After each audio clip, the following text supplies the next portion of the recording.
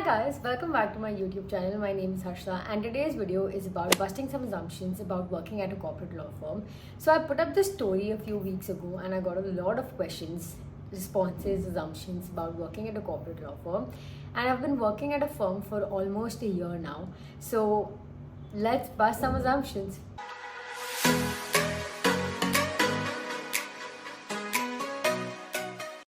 So the first one is corporate firm requires an experienced person, as I'm a fresh law graduate and applying for a firm.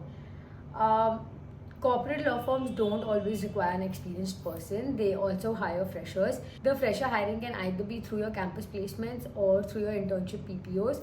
A lot of small firms don't hire freshers, but a lot of tier ones do hire freshers and in large number. No work-life balance. Yes, well, as a fresher and as a lawyer who's just starting out, there isn't any work-life balance. I've also, spoken about this in my previous videos, so you can watch them.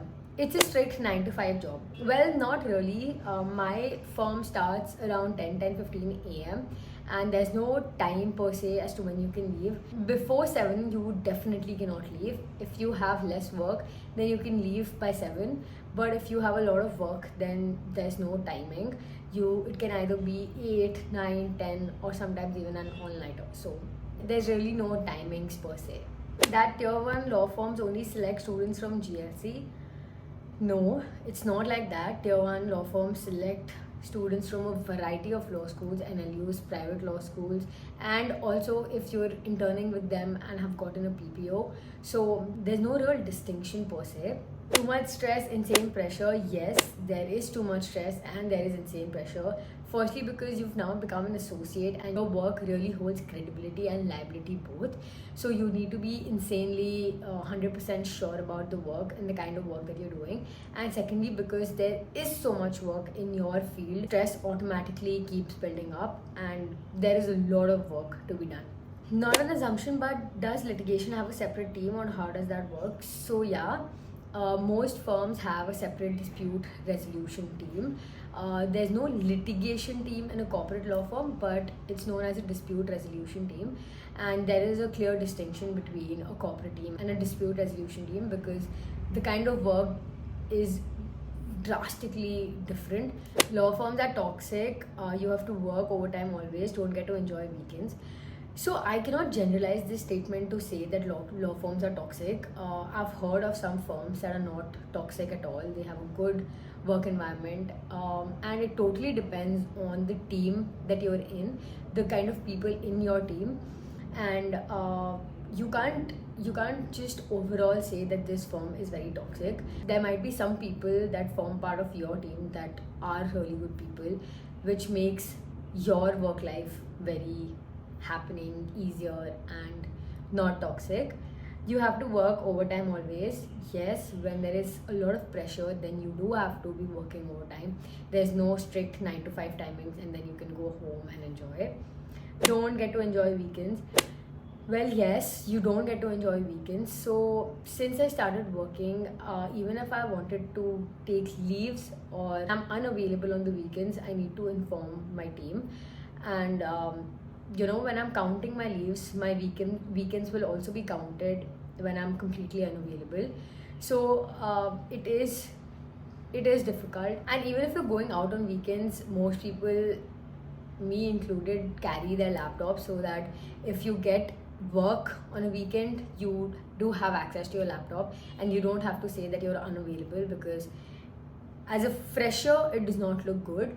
And there are a lot of weekends that are working in general because of the work pressure and the kind of deal that you're working on that requires your attention. So yeah, some weekends you do get to yourself, but most weekends are not for you. The seniors are rude. Again, this is very team specific and your firm specific. There can be a lot of seniors and partners that are genuinely rude. I've heard of my friends being in firms having partners and seniors that are very rude and just scream and shout, but not all of them are. Only students who are from tier 1 and NLUs get top law firms. Again, not true.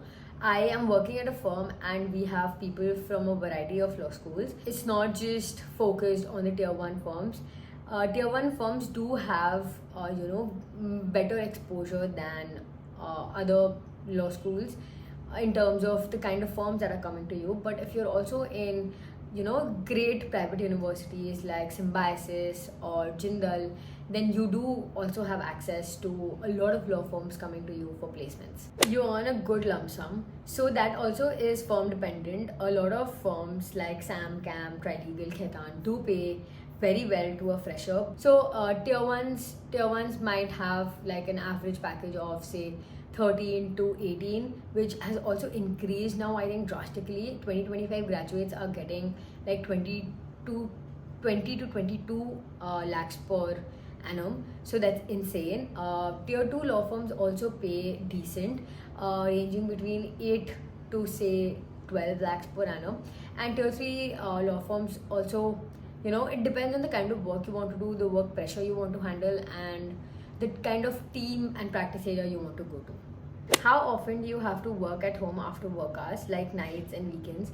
So I can't put a number to it. It is completely dependent on the amount of pressure I have that particular week. So if I am working on a deal that's completely active, then that weekend, whatever it might be, I don't have to myself. Either I'm in office till 8 to 9 p.m. or even if I'm at home, I'm supposed to be working throughout the day.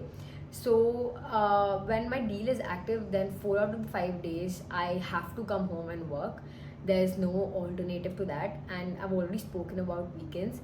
Better than a fresher in litigation. So my flatmate is actually doing litigation, and she does have it a little tougher than me because she has Monday to Thursday fully working, like 9 a.m. to 9 p.m. minimum, and Fridays are half days. Saturdays are off, but Sunday she has like 11 a.m. to 8 p.m. And even though I don't have to go to office on Saturday and Sunday, I might have work, but I might not. But at least I have that time to myself to be at home. Litigation, my friend does not have that. Also, when I have deals that are active, I also have like sleepless nights, but that's lesser in comparison to my friend in litigation. She does tend to wake up earlier than me every morning to read up on the case on which she has to brief her counsel or prepare for a case on that very particular day. So yeah, I've heard that it is tough to maintain work-life balance due to long working hours. Again, yes, it is very difficult to maintain a work-life balance, and more so if you're living out of your home city, then it gets very difficult to manage family time, family commitments, and family affairs. You do have to try and balance everything out. Have male partners and they take leaves for 2 months. Please shed light on this for associates. I'm not quite sure which partner you emailed, because no partner takes 2 months straight leaves. They have a lot of work to be done at their firms. And no, this is not at all true for associates as well. We don't have the luxury to have 2 months fully off in a 12-month year. So no, I don't think this is true at all. Changing teams is difficult, people say, if one wants to switch areas after joining as an A0.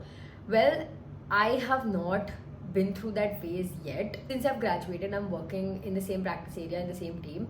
Though I've spoken to people and I've heard mixed responses, but I'm not quite sure. Retention rate in tier 1 firms is very low. Everyone says they suck everything out of associates. So yeah, if you've just started out and you're a fresher or recent graduate, you are expected to give your everything to the work. You have a lot of pressure and a lot of time that goes into just office work.